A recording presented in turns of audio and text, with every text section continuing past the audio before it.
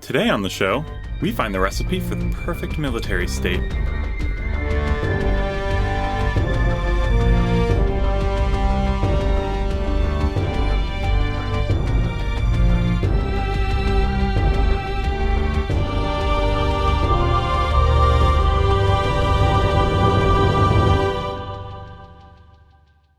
Welcome to Lore Party, the podcast that explores the stories, characters, and universes behind some of our favorite video games. I'm Caleb. And I'm Bhavya. And today we're going into another one of our favorite indie games, Battle Chef Brigade. Battle Chef Brigade is one of those games that just oozes charm in every nook and cranny that you look at it, from the music of Windy City to the mechanics and how they marry both the battle and the chef part of the name of the game. It's an absolute audiovisual treat from start to finish, with a great story to boot. I mean, it's definitely super unique. What's actually really interesting, Bhavya, you were actually the first person who recommended this game to me back in the day. And what do you think of it? I think it's great. I think it is, it's goofy, it's hilarious, it's oddly zen, it's the fun kind of challenging, and the story is ridiculously unique, and that's what we're here to talk about today. Yeah, and I wanted to first introduce the city of Victusia, just to our audience. Spoilers, as always. A podcast about Lore Party can't go on without delving into the lore, so let this be your warning. So, Victusia is basically a city that, well, it's actually a country, forgive me, that gets all of its sort of errands done, whether it be feeding the citizens or being sure, they're protecting the area, through something called the Battle Chef Brigade, which is a group of elite warriors and also culinarians that both hunt monsters and cook with them and provide humanitarian aid to the people both inside the country as well as the surrounding areas, providing relief wherever possible.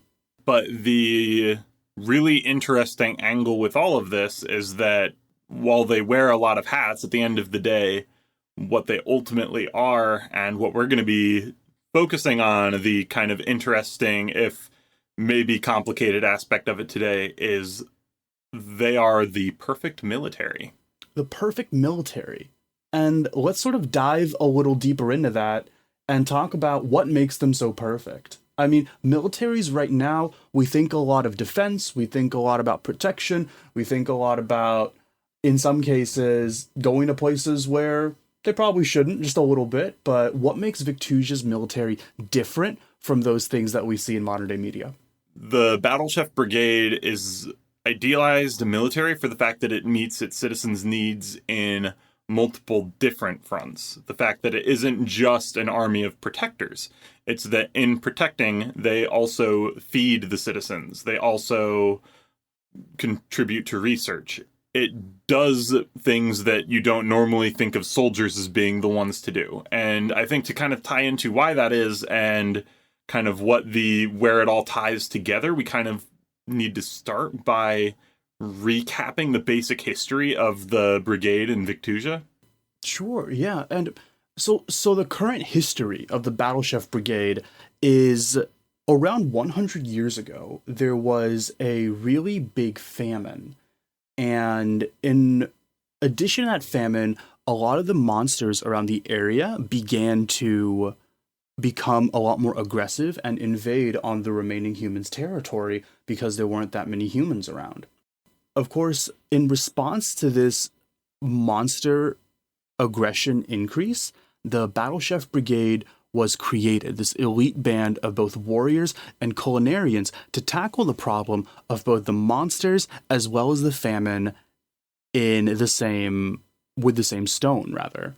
And the Battle Chef Brigade had been around for around 100 years when the story begins, and has now turned into this elite organization and has allowed Victusia to flourish into the beautiful city that it is. One of the other interesting aspects to it is that the Battle Chef Brigade exists largely as a requirement of what they were facing at the start of everything. A military alone wouldn't have been able to deal with the famine. They may have been able to fight off the monsters, but then the people are still hungry and humanity still dies out.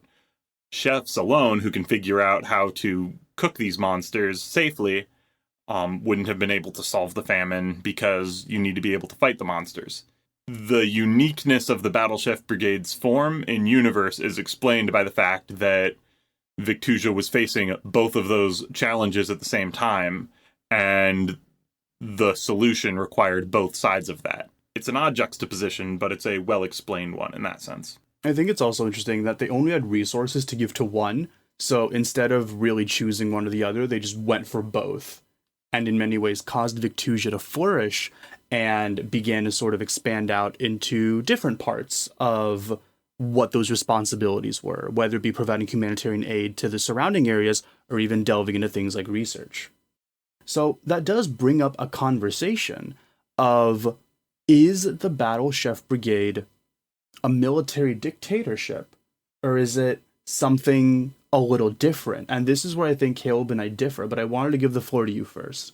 My interpretation of the brigade, to at least a degree, is that one way or another, the Battle Chef Brigade is a military, and I acknowledge that whether they could be read as a military dictatorship is not very explicit one way or the other in the game, but I personally do read them as being a military dictatorship, but a largely idealized one that's kind of polished itself and managed to earn the trust of its people. As for me, I'm a fan of the theory that they're more of a United Nations humanitarian relief style situation. And whether that be providing humanitarian aid to the people who are affected by the events of the game, or whether it be feeding other people, or whether it be even researching things such as a vaccine to the blight that people are facing, those are all things that I feel modern day charitable organizations donate money to, and I think that comparison is a bit more apt.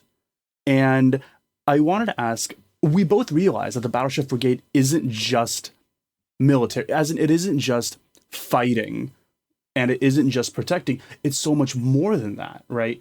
And do we see elements of that in the game? Exactly, and we see a lot of those elements from multiple different angles in the game. Mm-hmm. And ultimately, we see with the Battle Chef Brigade, they meet their citizens' needs through like three significant branches. They defend them, what you would expect a military to do.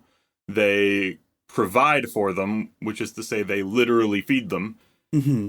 And it is said multiple times at different points in the game that a lot of the different citizens get their food from, and even the restaurants in the universe get their ingredients from the brigade. The brigade literally provides this food to its citizens. And then on top of that, we also see brigade members actively doing the research of all of it. They study these monsters, whether it's looking for ways to make them safer or tastier to eat, as well as looking for ways to kind of improve their own defense. And I think the latter two aren't things we normally associate as directly with militaries, unless it's tying back into the defending aspect. And I think the uniqueness of the brigade is that it hits all three. So because it hits all three, that's something I kind of wanted to challenge you on, in the sense that if it hits all three, is it a military dictatorship? Because doesn't that imply that there's this element of power that the Battle Chef Brigade holds over the monarchy of Victusia itself? But we don't see elements of that clashing, do we? And I think that's where a lot of the game is up to interpretation. The role that the Battle Chef Brigade plays in the society outside of it is kind of vague from the fact that we don't really see much of the society outside of it. The handful of people that we do see outside of the brigade are directly connected to a character who actively wants to join the brigade. So it's a little bit on the vague side, the degree to which the military aspect of who they are influences the day-to-day life of them as citizens. But defense is very clearly an aspect of who they are, because it is very key to who they are and how it functions. But then on the flip side, they where I interpret them more as a military, or rather this is a military dictatorship, is that they do clearly have a significant degree of authority and influence.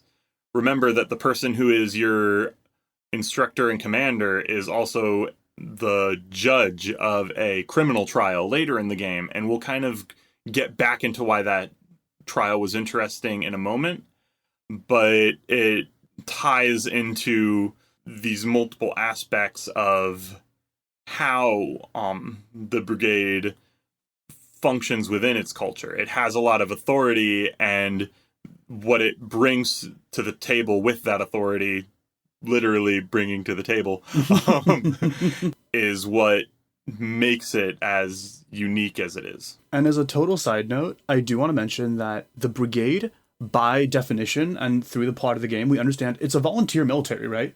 As in, people volunteer to be part of it. Like, no one's forced into it. Yeah, no conscription is seen in the game, at the very least. People actively want to join it. Okay. What's interesting about being a recruit in the game, however, is the different things that you experience ties back into this aspect of what the brigade is. Because you have to remember those three kind of pillars that I mentioned. Those also tie into the three in-game activities that you do when you're in between rounds of the tournament. Yeah, I remember you can go and do beast hunts with Thorn. You can go to Belchior's puzzle arena for just as long as you need to, just puzzle challenges, or you can even go into Pontinda's restaurant and undergo these time trials to see how fast you can shuffle around and see how good of a chef you've become. In game, these are kind of the tutorial missions that let you get better at different aspects of the game individually, so that you can experience how everything comes together in the tournaments itself. But from a story perspective, these are really fascinating because these are a research lab, a hunting lodge, and a restaurant. Exactly. And they're all run by members of the brigade and people who have authority within the brigade. And it ties into this is what the brigade does. They research, they defend, and they provide. It's also interesting how people who are then discharged out of the brigade, what their criteria is in order to come back or still be of value to the situation at hand. Would you want to go into that? Exactly. So there's two different points where we kind of see a character being in any way punished or given a consequence for a crime in the story. The first time is when Mina throws one of her knives at Shiv, and she is expelled from the brigade at that point.